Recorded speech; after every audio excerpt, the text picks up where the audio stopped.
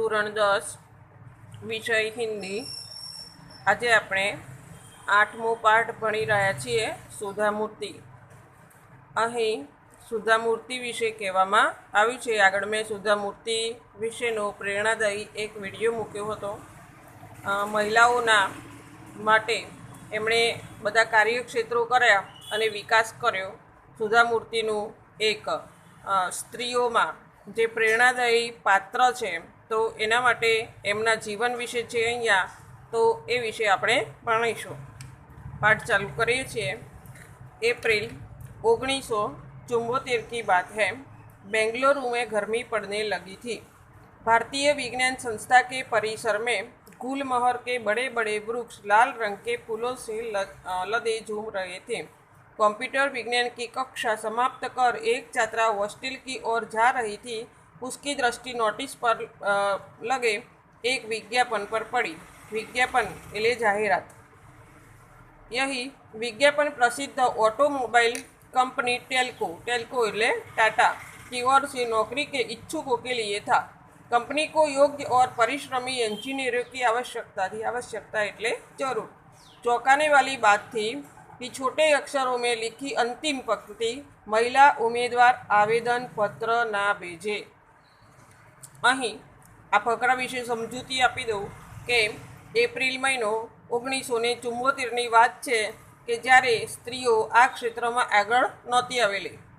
તો બેંગ્લોરની અંદર જે ગરમી પડતી હતી અને ભારતીય વિજ્ઞાન સંસ્થા હતી મોટી, એ સંસ્થાની અંદર મોટા મોટા ગુલમોહરના વૃક્ષો હતા અને તેને લાલ રંગના ફૂલોથી ખૂબ જ સુંદર લાગતા હતા। કોમ્પ્યુટર વિજ્ઞાન, અત્યારે તો આપણે જોઈએ છે કે કોમ્પ્યુટર વિજ્ઞાને ઘણો બધો વિકાસ કર્યો છે અને બધા જ ક્ષેત્રો અત્યારે સ્ત્રીઓ માટે ખુલ્લા છે। તો એક છાત્રા એટલે વિદ્યાર્થી કે એની કોમ્પ્યુટર વિજ્ઞાનની કક્ષા એટલે કે એનો જે ક્લાસ હતો, સુધામૂર્તિની વાત કરી રહ્યા છીએ કે ક્લાસ સમાપ્ત એટલે પૂરો કરીને કોલેજમાંથી એ હોસ્ટેલની તરફ જઈ રહ્યા હતા, ત્યારે એમની દ્રષ્ટિ એક નોટિસ બોર્ડ બહાર લગાડેલું હતું એના ઉપર પડી।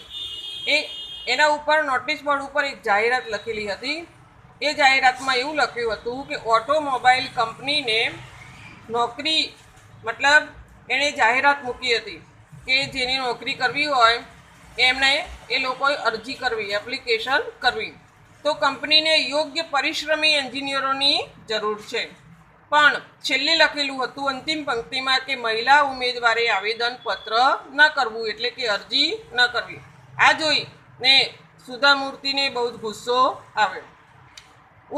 उसने एक बार नहीं 2 बार पढ़ा। એમણે વારંવાર વાંચ્યું કે આવું કેમ લખેલું છે કે મહિલા ઉમેદવાર આવેદન ન ભેજે, કારણ કે એને વિચાર આવ્યો કે જો હું આમાં આ ક્ષેત્રની અંદર અભ્યાસ કરું છું ને મહિલા ઉમેદવાર જો આમાં ન જઈ શકતા હોય તો ભણવાનો મતલબ શું। हाँ यही तो लिखा था। फरीदी के भूल तो न थी ने एम करीने एमणे बीजी बार वाँच्યું। उसे नौकरी की कोई आवश्यकता नहीं थी क्योंकि उसे विदेश से स्नातकोत्तर परीक्षा के बाद रिसर्च की डिग्री के लिए छात्रवृत्ति मिलने की पेशकश हो चुकी थी। वह स्वयं ही विदेश जाकर उच्च शिक्षा प्राप्त करना चाहती थी, परंतु यहाँ भेदभाव, स्त्री पुरुष में इतनी असमानता, बात उसे कुछ पची नहीं।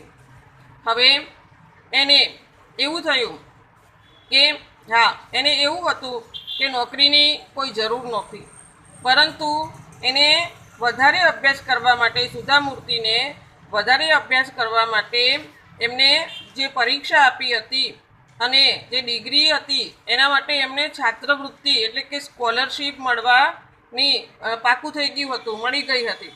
વિદેશ જાકર ઉચ્ચ શિક્ષા પ્રાપ્ત કરના ચાહતી હતી, એના માટે એ વિદેશ જવાની હતી હજુ આગળ ભણવા માટે, એના માટે ગવર્મેન્ટે એને સ્કોલરશીપ આપી હતી।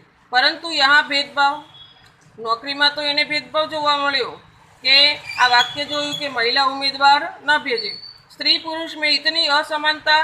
તો એમના મગજમાં આ વિચાર ફરી વળ્યો કે આટલી બધી અસમાનતા સ્ત્રી પુરુષોમાં કેવી રીતે હોઈ શકે। બાત ઉસે પચી નહીં, એમના દિમાગમાં આ વાત સળવળવા માંડી કે સ્ત્રી અને પુરુષોમાં અસમાનતા મીન્સ કે ભેદભાવ કેમ છે। આ પ્રશ્ન સતત એમને સતાવતો હતો। वह अपनी कक्षा में हमेशा प्रथम स्थान पाती आई। દરેક ક્ષેત્રમાં જ્યાં જ્યાં ભણતા હતા ત્યાં ત્યાં એમને પ્રથમ નંબર આવતો હતો। कंप्यूटर विज्ञान की कक्षा में पुरुष सहपाठियों में अकेली लड़की थी। खास ध्यान रखो कि अहींया ए कहेवामां आव्युं छे कि आखा क्लासनी अंदर पोताना सहपाठीओ एटले क्लासमां बधा मोटा भागना बधा स्टुडंट हता ए छोकराओ हता अने ए एकली ज कॉम्प्यूटर विज्ञाननी कक्षामां एटले के धोरणमां एक ज स्त्री हती। योग्य थी, परिश्रमी थी। पोताना परिश्रमने कारणे एणे आ कॉम्प्यूटर एंजीनियरिंग में एने प्रवेश विज्ञान में प्रवेश मेळव्यो हतो। उसे कुछ करना ही होगा। एने घणी बधी तकलीफोनो सामनो करवो पड्यो हतो कारण के एकली लेडीज हती अने बीजा बधा छोकराओ हता एटले बधा हैरान पण करता हता, कॉमेंट पण करता हता, बधुं घणुं बधुं एमणे सहन कर्युं हतुं। उसे कुछ तो करना ही होगा। एमने एवुं थयुं के आवुं चाले नहीं, मारे आना माटे कंईक करवुं जोईए। आ भेदभावने मारे दूर करवो पड़शे। इसका विरोध करेगी और डटकर करेगी। एमणे नक्की मनथी दृढ़ता नक्की कर दीधी कि गमे ते थाय पण मारे आनो विरोध करवो पड़शे, भेदभाव मिटाववो पड़शे। उसने अपनी डायरी में आवश्यक सूचनाएं लिखी और तेजी से हॉस्टल की ओर चली। उसने निश्चय किया कि वह टेल्को कंपनी के सर्वोच्च अधिकारी को सूचित करेगी कि उनकी कंपनी इस प्रकार का अन्याय सहन कर रही है। उसे सर्वोच्च अधिकारी का नाम तो मालूम नहीं था, केवल इतना पता था कि टाटा समूह के प्रमुख JRD टाटा है। एमने एवुं थई गयुं कि मारे आना माटे गमे ते करवुं छे एटले एमणे पोतानी डायरी काढी, डायरीनी अंदर सूचनाओ लखी काढी अने पछी पोतानी होस्टेलमां गया। एमणे नक्की करी दीधुं के टेल्को कंपनीना जे सर्वोच्च अधिकारी छे एमने ए શું કહે છે, આ અન્યાયના ખિલાફ એટલે કે અન્યાયની સામે લડશે અને એના માટે એમણે શું કીધું, એમનું નામ તો ખબર નહોતી પરંતુ એમને સરનામાની ખબર હતી અને એટલી ખબર હતી કે આના પ્રમુખ JRD टाटा છે। તો એમણે શું કર્યું, એક પોસ્ટકાર્ડ લખી કાઢ્યું। उसने एक पोस्टकार्ड लिया और JRD टाटा को संबंधित करते हुए लिखा, आपने भारत में लोहा, इस्पात, रासायनिक पदार्थ, कपड़ा, मशीनों के बड़े बड़े उद्योग लगाए हुए हैं। भारतीय विज्ञान संस्था की स्थापना में बढ़ चढ़कर अपना योगदान दिया है। सौभाग्य से उसी संस्था में पढ़ रही हूँ। मैं हैरान हूँ कि टेल्को कंपनी जैसी स्त्री पुरुष के बीच ऐसा भेदभाव कैसे कर सकती है। एमणे कागळमां लखी काढ्युं के तमे आटली बधी विकास करेलुं छे कंपनीनी अंदर, रासायणिक पदार्थ, कपड़ा, मोटा मोटा मशीनों, उद्योगों આવી બધી સ્થાપના કરેલી છે, પરંતુ આ વિજ્ઞાન જે ભારતીય વિજ્ઞાન સંસ્થાન છે એમાં તમે પુષ્કળ પ્રમાણમાં યોગદાન આપ્યું છે। તો સૌભાગ્યવશ હું એટલે કે મારું ભાગ્ય સારું છે કે હું આ સંસ્થામાં ભણી રહી છું, પણ ટેલ્કો કંપની જેવી જે મોટામાં મોટી કંપની છે એ જો સ્ત્રીઓ અને પુરુષો વચ્ચે આવો ભેદભાવ રાખે તો આ કેવી રીતે ચાલે એવું એણે આ પોસ્ટકાર્ડની અંદર લખ્યું। 10 ही दिन में कंपनी से उसे कंपनीए तार भेजो। 10 दिवस में कंपनी तरफ थी एमने जवाब आप्यो पोस्टकार्डनो तार द्वारा। कंपनी के खर्च पर पूना शहर में साक्षात्कार के लिए उपस्थित हो। कंपनी वाळाए शुं कीधुं कि पूना शहर में एमने साक्षात्कार एटले इंटरव्यू माटे एमने बोलाववामां आव्या। आवश्यकता तैयारियों के साथ वह लड़की पूना पहुंची। बधी खूब ज तैयारीओ साथे इंटरव्यू आपवा माटे ए पूना पहुंची गया। साक्षात्कार आरंभ हुआ, मतलब एमनु इंटरव्यू चालू थई गयुं। काफ़ी तकनीकी प्रश्न पूछे गए जिसे सही सही उत्तर देती गई। तभी एक बुजुर्ग सज्जन ने स्नेहमयी वाणी में कहा, तुम जानती हो कि हमें महिला उम्मीदवार आवेदन न भेजे क्यों लिखा था? क्योंकि यहाँ फैक्ट्री में मुख्य कार्यस्थल पर किसी महिला की नियुक्ति नहीं होती। तुम्हारी जैसी मेधावी लड़कियों को अनुसंधान शाला में जाकर कार्य करना चाहिए। अहींया मेधावी शब्द है एटले के होशियार। तो ज्यारे इंटरव्यू आपवा गया त्यारे एमणे एमनुं इंटरव्यू चालू थयुं। घणा बधा एमने लगता विषयने लगता प्रश्नों पूछवामां आव्या। बधा ज प्रश्नोना ए खूब ज सरस रीते अने साचा जवाबो आपता गया। त्यां बेठेला एक बुजुर्ग एटले वडील सज्जन हता। एमणे खूब ज स्नेहपूर्ण वाणीमां कह्युं कि तू जाणे छे कि अमे महिला उम्मीदवारने केम आवेदन आपता नथी, मतलब लेता नथी? कारण ए पण जणाव्युं कि कारण के आ फैक्टरीमां मोटा भागे महिला નથી હોતી પણ મોટા ભાગે પુરુષો હોય છે, એટલા માટે અમે સ્ત્રીઓને લેતા નથી. પણ તારા જેવી મેઘાવી એટલે ખૂબ જ હોશિયાર લડકી છે, તો એણે અનુસંધાન શાળાઓમાં એટલે પ્રયોગશાળાઓમાં જઈ અને પ્રયોગ કરવા જોઈએ અને પોતાની વિકાસ કરવો જોઈએ એવી સૂચના એમણે આપી. लेकिन हमें कहीं से तो शुरुआत करनी होगी, नहीं तो कभी भी कोई महिला आपकी फैक्ट्री में कार्य नहीं कर पाएगी, उसे दृढ़ता से कहा. એમણે એવું કીધું કે જો તમે કોઈ પણ છોકરીથી શરૂઆત નહીં કરો તો તમારી કંપનીમાં કોઈ મહિલા ફેક્ટરીમાં કામ કરશે નહીં. તો ક્યાંકથી તો શરૂઆત કરવી જ પડશે ને. एक लंबे साक्षात्कार के बाद अंत में उस वृद्ध सज्जन ने मुस्कुराते हुए कहा, ठीक यह शुरुआत तुमसे ही की जाती है, बधाई. બહુ લાંબુ ઇન્ટરવ્યૂ લીધું પછી એ વૃદ્ધ સજ્જને હસતા ત્યારે એમણે કીધું કે સારું, શરૂઆત તમે જ કરો. એમ કરી એમને કંપનીમાં લઈ લીધા અને એમને બધાઈ પણ આપી. ટેલ્કો टाटा में इंजीनियर पद के बाद नियुक्त प्रथम महिला इंजीनियर थी सुधा कुलकर्णी. सुधा कुलकर्णी का विवाह टेल्को में कार्यरत श्री नारायण मूर्ति के साथ हुआ था. હવે એમણે જે પદ ઉપર હતા એમાં એ પહેલી એટલે કે પ્રથમ મહિલા એન્જિનિયર હતા સુધા કુલકર્ણી. આ જુઓ અહીંયા કે સ્ત્રીઓનું એક ક્ષેત્ર એમણે ખોલી દીધું અને પછી એટલે કે આ એક પ્રેરણારૂપ પણ મહિલા બન્યા. सुधा कुलकर्णी का विवाह टेल्को में ही कार्यरत श्री नारायण मूर्ति के साथ हुआ. नारायण मूर्ति હતા ટેલ્કોમાં नौकरी करता था, એમની સાથે જ એમના લગ્ન કરવામાં આવ્યા. 8 वर्ष तक टेल्को में अपनी सेवाओं देने के बाद 1982 में उन्होंने अपने पद से त्यागपत्र दिया और बेंगलुरु में अपने पति श्री नारायण मूर्ति के साथ इन्फोसिस कंपनी खोली. આપણે જેને નારાયણ મૂર્તિ કહીએ છીએ કે એ ઇન્ફોસિસ કંપની કારણ કે એ ખૂબ જ ફેમસ થઈ ગયા અને એમણે ત્યાંથી કંપનીમાંથી બંને ત્યાગપત્ર એટલે કે ત્યાંથી છોડી રાજીનામું આપી અને પોતાની કંપની મૂકી અને લોકોના પ્રેરણારૂપ કર્યા, દેશનો વિકાસ કર્યો અને લોકોને ખૂબ જ મદદ કરી, દેશને આગળ લાવવા માટેનો ખૂબ પ્રયત્ન કર્યો. दोनों की मेहनत और लगन से इन्फोसिस ने दिन दूनी रात चौगुनी. આ મુહાવરો છે, ધ્યાન આપવાનું. दिन दूनी रात चौगुनी मतलब खूब ज मेहनत करवी અને ખૂબ જ ઝડપથી. सुधा मूर्ति 1996 में इन्फोसिस फाउंडेशन की चेयरपर्सन बनी. હવે બંને ખૂબ જ મહેનત કરીને એક કંપની ઊભી કરી, એમાં રાત દિવસ મહેનત કરી અને 1996માં इन्फोसिस फाउंडेशनના चेयरपर्सन बनी गया. फाउंडेशन ने माध्यम से वो सामाजिक विकास उनके कार्य कर रही थी. આ ફાઉન્ડેશન હતું એ સામાજિક વિકાસની પ્રગતિ કરી રહ્યા હતા, ઘણા લોકોને રોજગાર આપતા હતા. સ્ત્રીઓને માટે એમણે એક વિકાસ ક્ષેત્ર ખોલ્યું અને આના દ્વારા ઘણા બધા બેરોજગારોને પોતાની કંપનીઓમાં નોકરી રાખતા અને આ એક પ્રકારની દેશ સેવા હતી અને સામાજિક સેવા પણ હતી અને આમ પ્રગતિ કરતાં કરતાં એમનું નામ પણ ઘણું બધું ઊંચું થઈ ગયું છે આજે. उन्होंने कर्नाटक राज्य में सभी सरकारी स्कूलों में एक एक कंप्यूटर और लाइब्रेरी की योजना बनाई और उसे कार्यरूप दिया. कर्नाटकમાં એમણે સરકારી સ્કૂલોમાં કોમ્પ્યુટર આપ્યા, લાઇબ્રેરીની યોજના બનાવી અને એવી રીતે લોકોનો પ્રોગ્રેસ એટલે કે વિકાસ થાય, લોકો કોમ્પ્યુટર વિશે વધારે ને વધારે જાણે એના માટે એમણે સહાયતા કરી. सुधा मूर्ति ने स्वयं को अब परिपूर्ण समाज सुधारक के लिए समर्पित कर दिया. હવે એમનો ધ્યેય એક જ હતો કે સામાજિક સુધારણા કરવી.